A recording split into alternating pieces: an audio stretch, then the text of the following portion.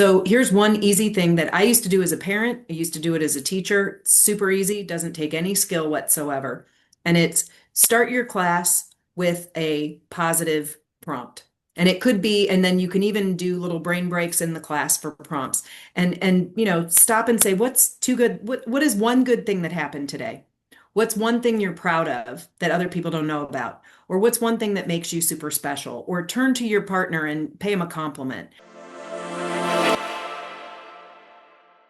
In today's episode, we're joined by Lisa Riegel, a former educator and school reform specialist turned leadership strategist, and the creator of Educational Partnership Institute. With a Ph.D. in policy and leadership, Lisa brings a powerful brain-based perspective to learning and behavior, reminding us that what kids do is shaped by both biology and environment, not just willpower. In this conversation, she breaks down the neurodevelopmental basics every parent and teacher should understand, and shares a few simple, practical changes you can start using right away to help kids focus, manage emotions, and thrive. Really, any behavior, social or academic behavior, is the intersection between biology and context. So what I try to do is help educators and parents understand the biology so that they can reframe the problems that they're seeing, because then they can create aligned solutions. And ultimately, we have control over our context. And it's really, really important from a brain science perspective to have positive confirmation biases, because when we have positive confirmation biases, we notice the good things around us. If we only have negative filters in our brain, and I can talk more about what that looks like, then we notice the negative things and we don't even notice the positive things. So here's one easy thing that I used to do as a parent. I used to do it as a teacher. It's super easy, doesn't take any skill whatsoever. And it's start your class with a positive prompt. And it could be, and then you can even do little brain breaks in the class for prompts. And stop and say, what's too good? What is one good thing that happened today?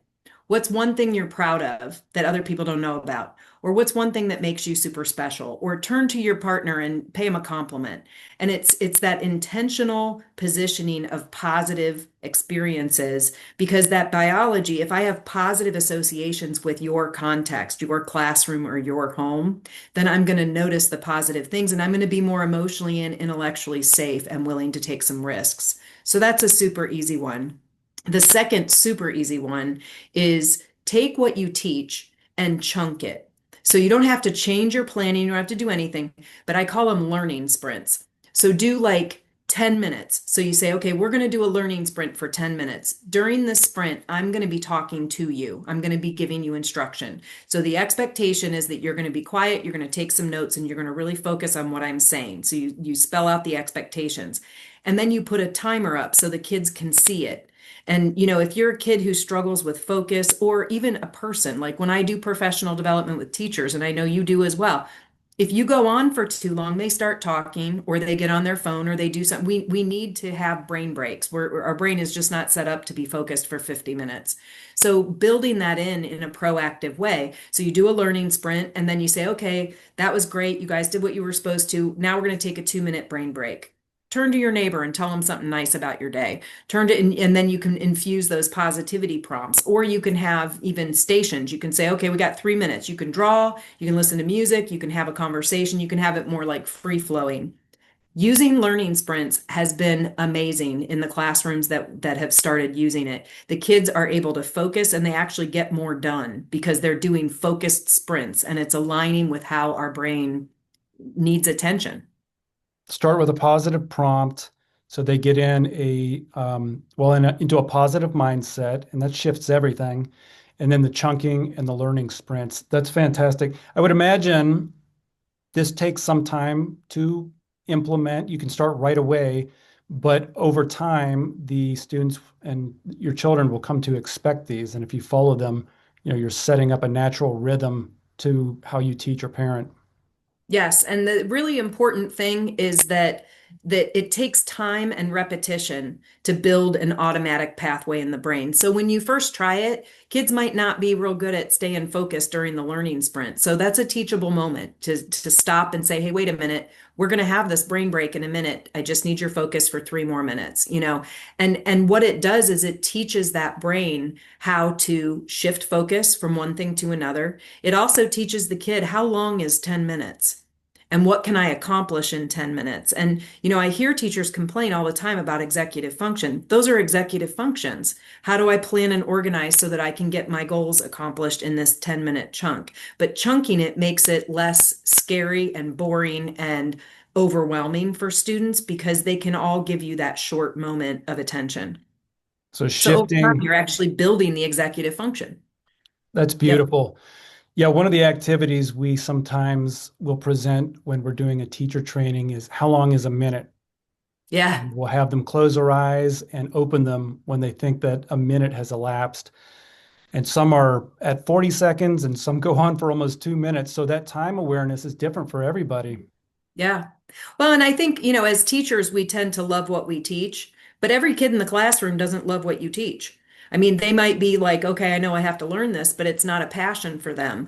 And so being able to chunk it and say, okay, just 10 minutes. Or, or you can say this learning sprint's going to be a little bit longer, but we're going to have you in groups and you're going to be working for 15 minutes in your groups. And here's the 3 things that you need to get done. And then, that gives them the ability to manage tasks and figure out how to sequence things and prioritize what they're doing. Because I see a lot of times in classrooms, kids are supposed to be working in groups and nothing's getting done.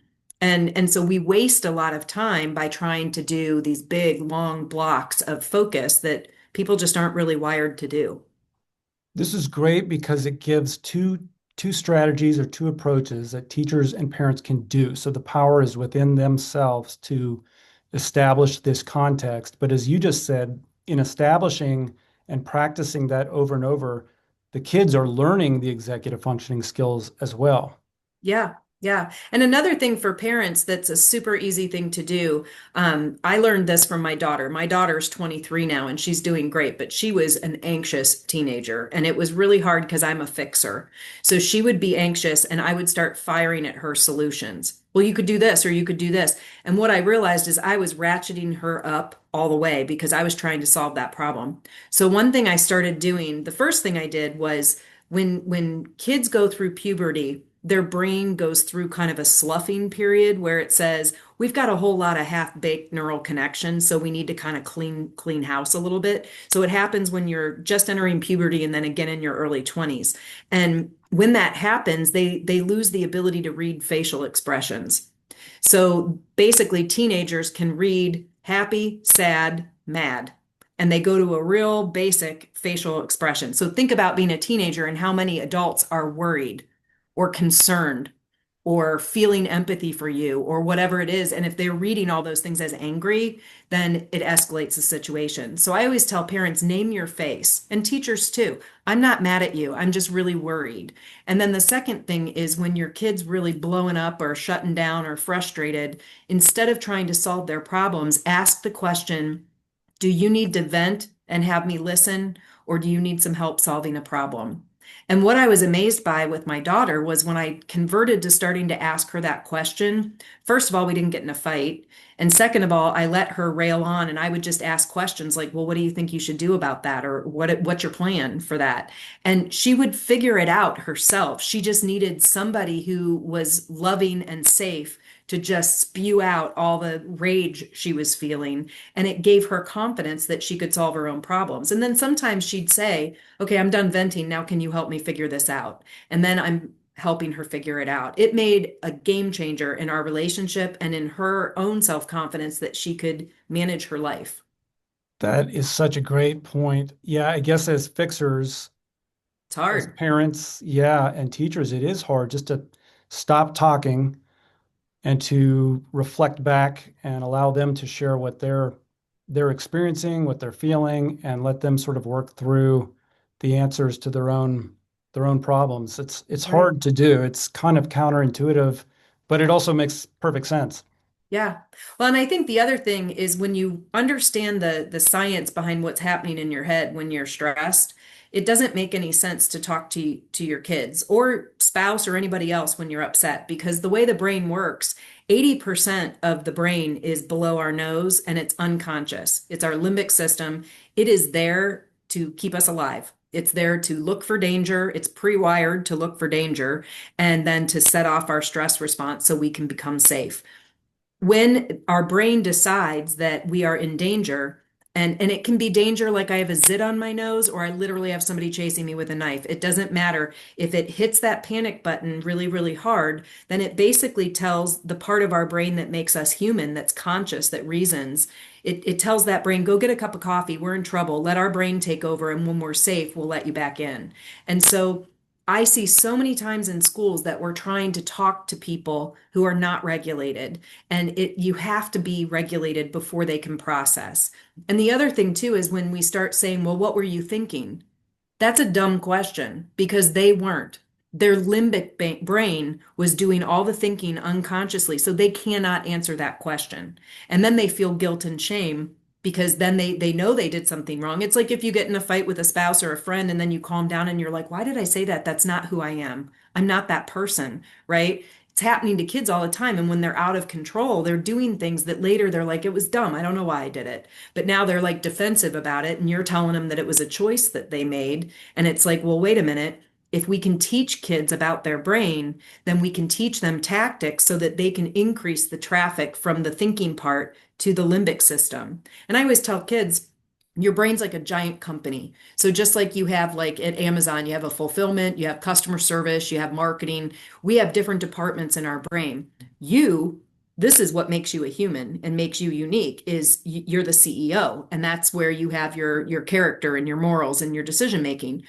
If your brain below your nose is not thinking the way that you want it to think, you get to choose. You get to tell it and you get to lead it. So when you're losing your cool and you're having stress run your life, it's really just evidence that those departments aren't working very well. So let me help you train those departments. Just like the CEO of a company isn't going to go do all the jobs, it's ultimately his responsibility to make sure the departments are running efficiently and productively. And when you do that, it kind of separates out that sense of guilt, like this is just me, I'm a mess, to say, hey, you know how sometimes you don't know how to do something until a teacher teaches you or a coach coaches you on how to do it? Your department doesn't know how to run effectively. You have to coach it so that it gets better, and you can.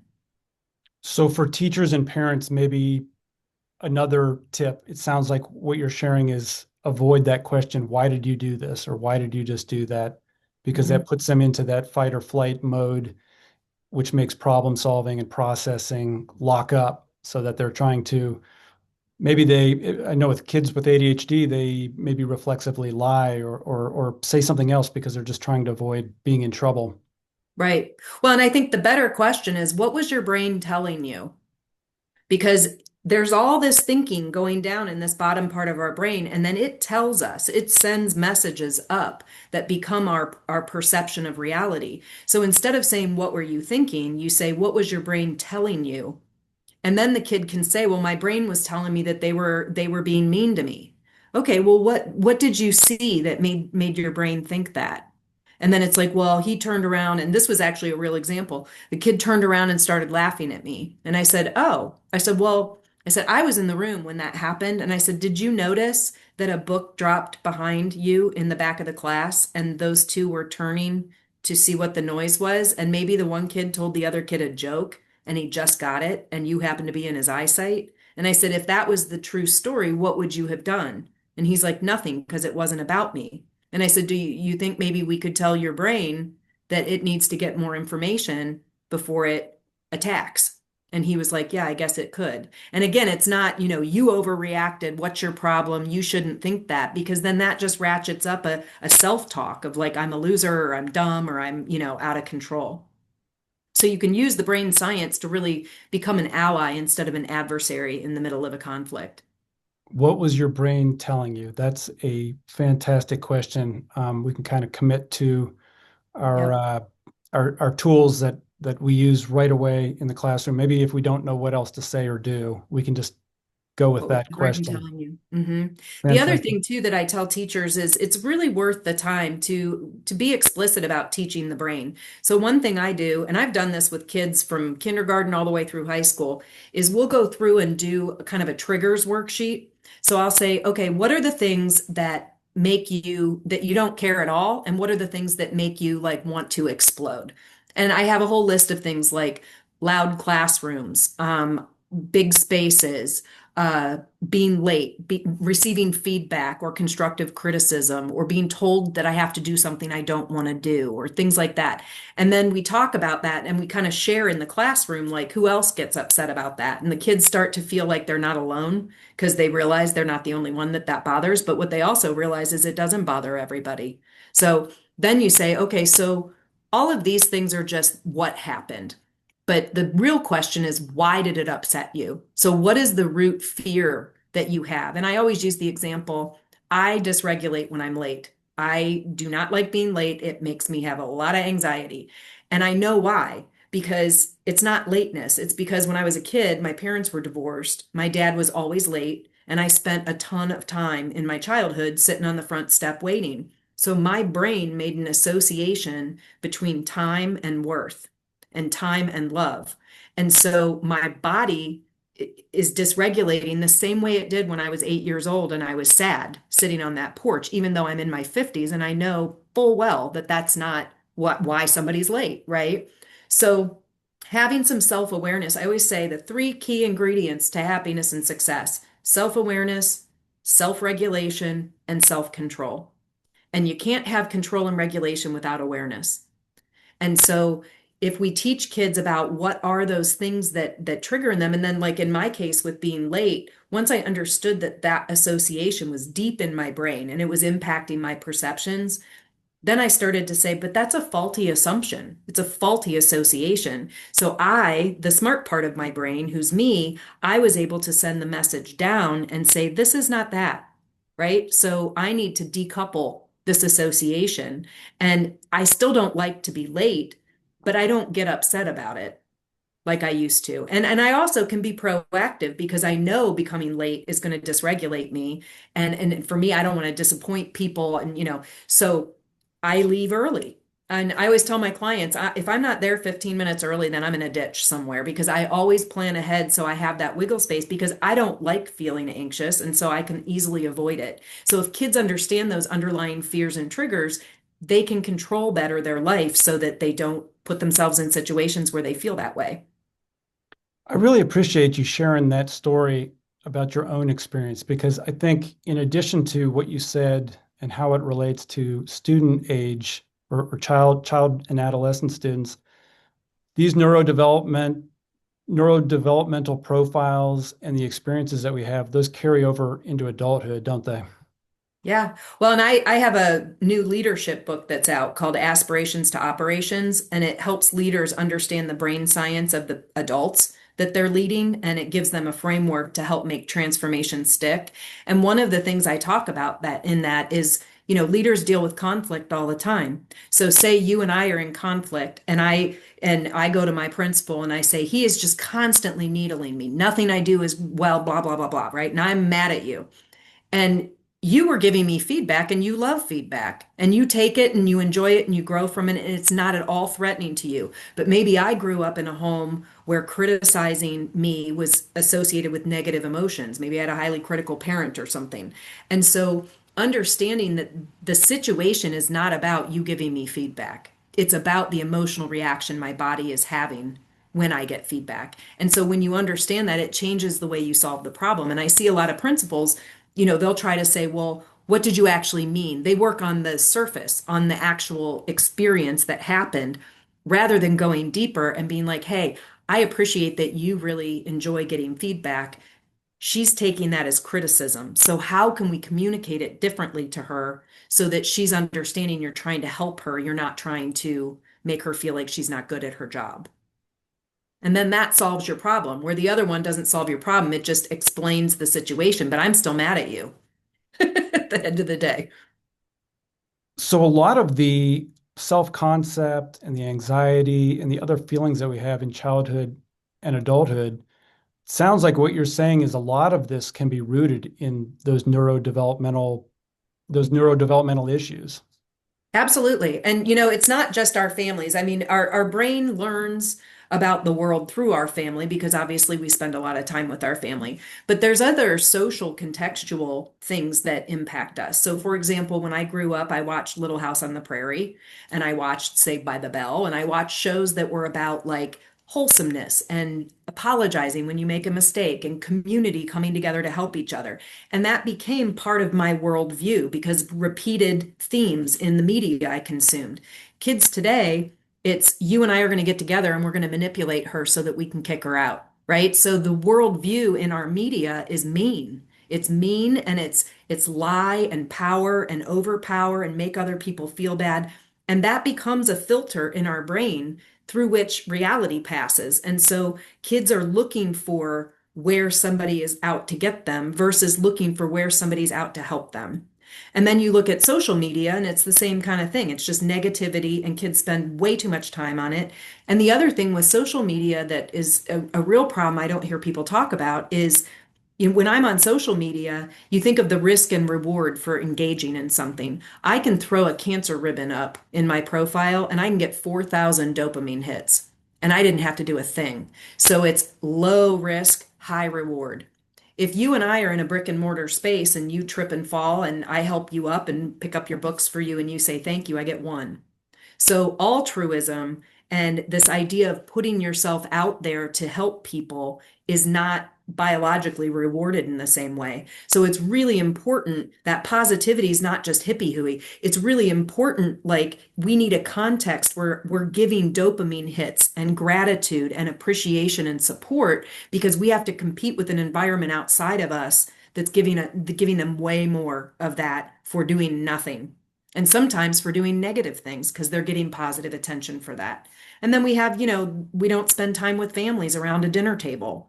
And when I had family dinners, it's boring. Like you have to listen to your parents talk, right? But you sat there and you didn't have phones and you learned the rhythm of conversation. You learned to read nonverbal communication. You learned how to ask questions. And our brain learns that through the repetition over time. Kids don't have that. And I have a 20-year-old son and he's like, "Mom, I just prefer being online." He's like, "Because I can think about what I want to respond before I have to do it." He goes, "I get panicked when I'm in a real space." And I'm like, number one, isn't that sad? But number two, it's their world. Like they don't just hang out with friends. Everything is structured and organized and has a purpose. So they don't know what to do. Like I used to say to my kids, "You want to have some friends over?" And they're like, "Well, what are we going to do?" I'm like, "Just hang out." And they're like, "I don't know how to hang out." And it's just like, wow, you know? So you have to recognize those things are all creating these sort of sensory folders that assign certain stimulus from our environment with an emotional reaction, like me with time and sadness, right? So, or anxiety. Our perceptions are formed. It's almost like if you think of like a banana is reality. And then we have all these filters that are sort of like colanders or spaghetti strainers. And our brain says, okay, here's what I see out here. I'm going to pull associations of things that seem alike because if every single thing we experienced was novel, our brains would explode. So we kind of group them together. So then we put these filters in and we shove the banana through the filters. And just like if you shove a banana through a colander, it doesn't look like a banana anymore. And so every single one of us is going to have a different interpretation and perception of the same event. And I think when teachers understand that and when parents understand that, and also understanding some of those filters might be faulty, it's not about you, right? So you can step back and not engage and get in the conflict and escalate it. You don't have to take things personally. You can look at it more through a kind of scientific lens of, wow, something in this context right now is making his body associate negative or sadness or rage. What is going on? And that's where, like, when you see somebody really upset, instead of saying, "Why are you mad?" What is your brain telling you? Like, what is happening in there? Because if we just think everything's about the here and now, we're wrong. It's not. And then we get into these fights with kids, and then we start asking them why they're doing stuff, and they're like, "I don't know why I'm doing it because I'm a bad kid. I don't know." And then they shut down or explode. That is so interesting. Gosh, you said so much there that I would want to comment on. As far as going to your more recent point about how we may instantly judge or instantly react without taking time to observe and to think about what the student may be, how they may be filtering or processing, what else is going on in their world. Since you do so much work with teachers and parents, why do you think, especially I guess even in the teacher education program, why is there not more training around neurodevelopment? And I guess as a related question, what are some of the biggest surprises that you hear from your audience after you get done doing a presentation or talking about your NeuroWell model?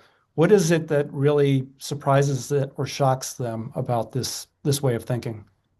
So I think sometimes I've had people come up to me after I've done keynote addresses and things, and they've said, I am so regretful of a relationship that I missed an opportunity to really create a bond with somebody. I've had some people come up and I had one, I was in Colorado doing a keynote, and one of the participants came up and she was teared up, and she's like, I never realized why some of the things that I am struggling with so much today, I can easily pinpoint back to things in my past. And she said, and I never realized that I got to say that these are faulty associations, because we believe these things are our truth and they are the truth to us, right? So we don't realize that we can take a step back and go, I don't like this. This isn't how I'm going to associate my brain. And we have the power to say, hey, departments, get your act together. This isn't how we're going to run. And we get to choose. And that's something I tell kids all the time. You get to choose. If you want to be happy, you get to choose. It doesn't mean it's easy to make those changes. It takes some grit and some persistence, but ultimately you get to choose. And my daughter, who had a lot of anxiety in high school, I think the thing for parents and for teachers that's so frustrating is sometimes we plant seeds and we don't get to see them grow, right? If we have a student plant those seeds and nothing changes and we think, well, that didn't work. Well, maybe it did, it just didn't work yet enough. So with my daughter, I said, you are miserable. You are miserable all the time. And I'm like, so when you are done being miserable, when you make that decision that this is not tenable anymore, I can help you, but I can't make you want to do that. It's like an addict. It's so frustrating, right? But people get addicted to their own worldview and their own view of this is the reality and there is no way out. And she finally came to me and said, okay, I'm really tired of feeling like this. And she was having enough anxiety that she was having like autoimmune problems, because stress is an inflammatory process. It can give you arthritis and lupus and all kinds of stuff. So she was starting to have some physical symptoms and she was sick of feeling crummy. And so we set her timer on her phone for every 45 minutes. And when it went off, she spent 1 minute and she would roll her wrists and her ankles. This is a proprioception activity. And proprioception is like your body's understanding of where your limbs are in space. Because if you're standing right next to a cliff, you might be in danger. So if you don't know where your limbs are, if you're not having that mind-body connection, then your vagus nerve is always agitated, and it's sending messages to that stress system that, hey, something might be wrong. So you're already elevated. So she would roll her hands and roll her wrists and just kind of do this a couple times, stretch that vagal nerve, maybe hum for a minute because it massages it. And then after 1 minute, she'd get back to work. And it was every 90 minutes. And she did that for a long time. And then once her body got in the habit of it, she doesn't need the alarm anymore. So her body has started to recognize what it feels like to be calm. And this is something I think a lot of people don't understand. I spend every morning, not every single morning, but most mornings, when my alarm goes off or when I wake up, I stay in bed for about 5 minutes and I just close my eyes and I visualize the beach, because that is my most relaxing, happy place. And I visualize it and I think about the smell and the sound and the feel of the sun, and I let my body feel that. And I can feel myself just melting into being relaxed. And then what I do is I say, this is what joy feels like for me. And so putting that emotion with my body together, and I do it every day. And what I find is that when I'm out and about and doing things, all of a sudden I'll be like, my body's feeling like that. I really feel joy in this activity. And so you can start to find what are the things that are fulfilling in your life by making sure you understand what your body feels like when you're fulfilled. We are so just running around in our heads, we don't do that grounding, and we don't take the time to just give ourselves a little mental health routine that becomes automatic. That's so true. you've given yourself, it sounds like, that positive confirmation bias right when you wake up in the morning. You do that for yourself Yep. to And start with yeah, an uplifting thought or feeling, to yep. kind of carry through the rest of the day, and you can measure your feelings back to that early feeling. Yeah. And then it primes my brain so that my thalamus, which is that data manager that takes in all that information from the environment, it primes that part of my brain to say, look for the things that look like that. And, you think of, like, I have a friend who's a physicist, and he said it's kind of like a tuning fork because we vibrate, right? Every cell vibrates. He said it's kind of like a tuning fork. If you hit a tuning fork, the one that's calibrated the same vibrates. Well, if you look for joy, you see joy. If you look for danger, you see danger. And so priming yourself to look for the good things, and even like the tell me two good things that I mentioned, when I started doing that with my kids, they couldn't do it. And it was so sad. I mean, I'd say, tell me two good things that happened. They'd be like, nothing happened good. And I'd be like, well, something had to. And they're like, I don't know. I didn't get in a fight. I'm like, that's not good. That's the absence of bad. So, what is something good that happened? And they had to train. And then eventually, because I did it every night, you got to do that repetition habit formation. Then sometimes they'd be like, don't you want to hear what good things happened today? I was like, oh my gosh, I didn't ask. Yes, please tell me what happened today. And so they learned even to toot their own horn and kind of front load some positivity into the conversation. So it does become natural. And I think the transition of where you are to getting to that point feels very weird. It feels, and like people are like, oh, that's that new age hippie stuff or whatever. But once you get there, it's like, this is reality. Your reality is what you create. And so you get to choose, I want to live happy and I want to see the good things that people are doing. And there's a video, I don't know if you've ever seen it before, but it illustrates this perfectly. It's a basketball game. And the people who viewed the video, they said, we want you to count how many times the guy puts the basket in. And in the meantime, a giant furry ape walks through and people don't see the ape. Like, how do you miss an ape, right? But it's the point of what we're looking for is what we see. That's another one of the activities we often use when we're starting a training as well. Yeah, Yeah. the monkey in the basketball video. Yep. Yeah, yeah, absolutely. Well, you spoke some deep truths there.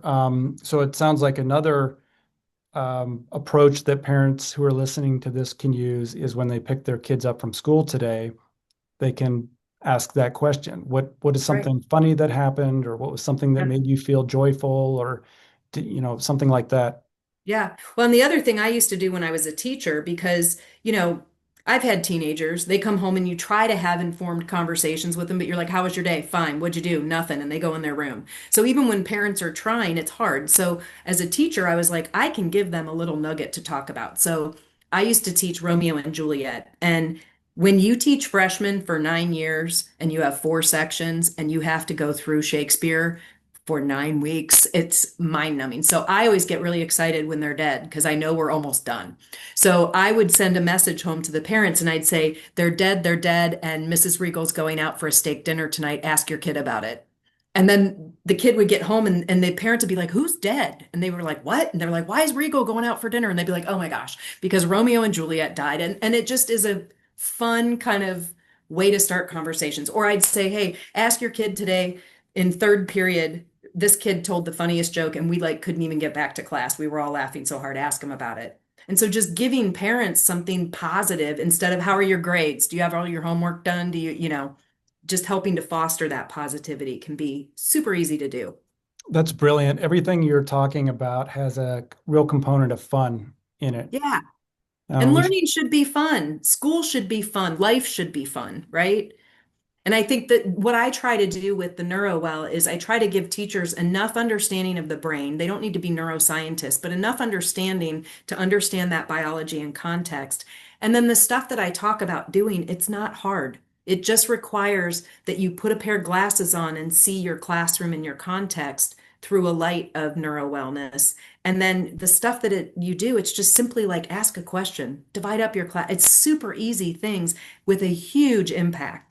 And I see a lot of other things that schools try to implement that are a lot of lift to get done.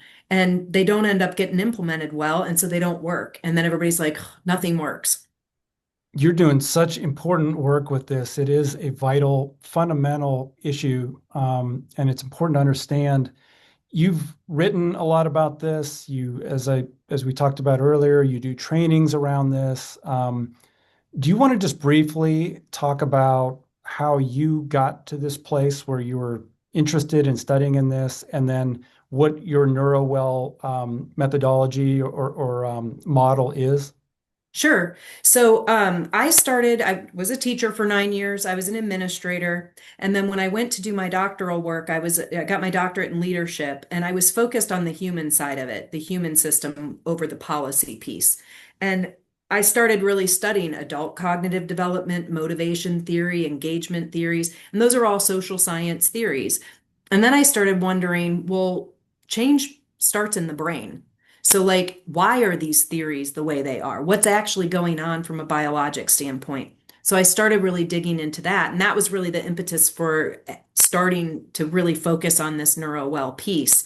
And so, basically, the way it works is I'll go in, some schools will do a book study and the teachers get a book. And then I go in, I can do like monthly book chat. So, we can do it on Zoom, or I can go in their planning periods, and we just bite one little bite off. And so we go through and we talk about, okay, here's a strategy we're going to use. We're going to include positivity prompts in the day. Do it for 2 weeks and then let's follow up. What's happening? And what I find is when you do it that way versus the traditional, let's do a full day workshop and then now you're trained, you should know how to do all this. Just doing little bite-sized things, because these things work and they work so well. And teachers love kids. So when they start seeing their kids happier and they start seeing their kids participating, it just fuels your excitement for trying something else. So that's, I kind of do that. And sometimes I'll start with the leaders, because the other thing I think that falls apart in schools is that leaders, and that's why my book's called Aspirations to Operations, because a leader will come and listen to me speak and come back and say, we need a NeuroWell culture. Okay, teachers, here's a book. She's going to come in and talk to you for a day. And then it's like, well, we had the training, so why aren't you doing it?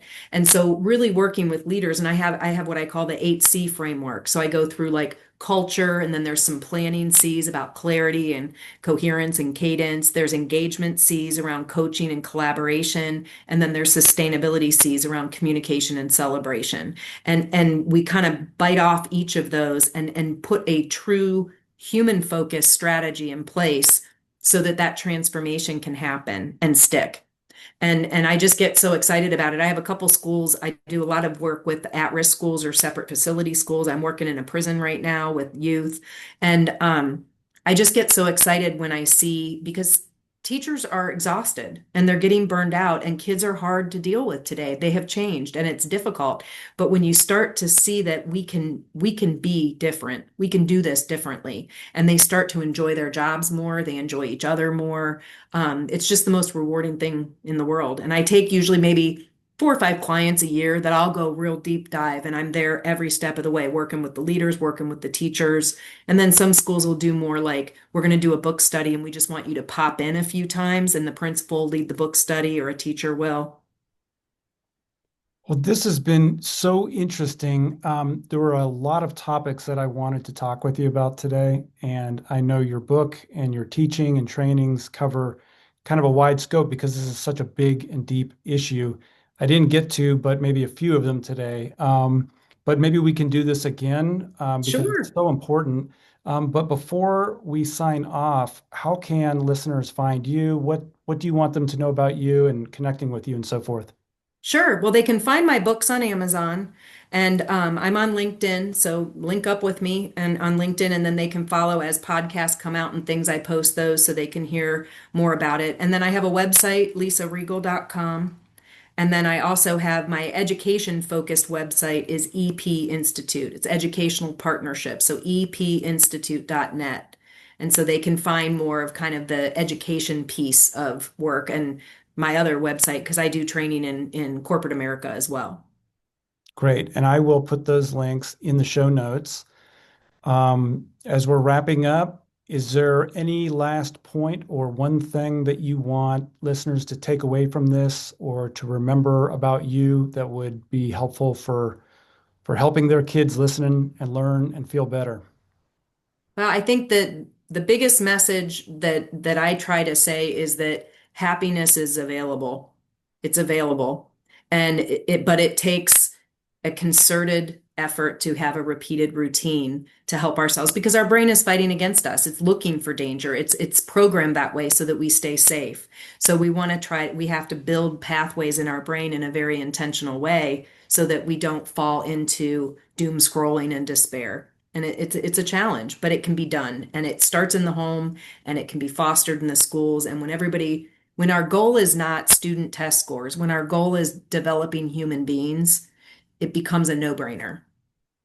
Well put.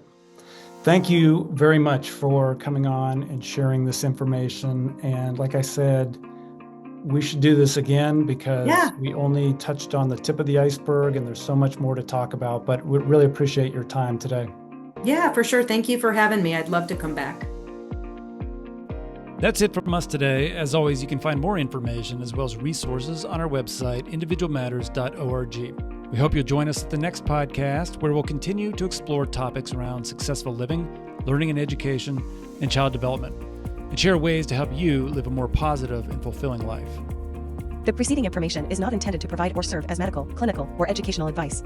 Individual Matters is not responsible for the accuracy of guest statements. All information should be validated independently. Please consult with your doctor, mental health provider, attorney, or other appropriate professionals before making any personal decisions for yourself or those in your care.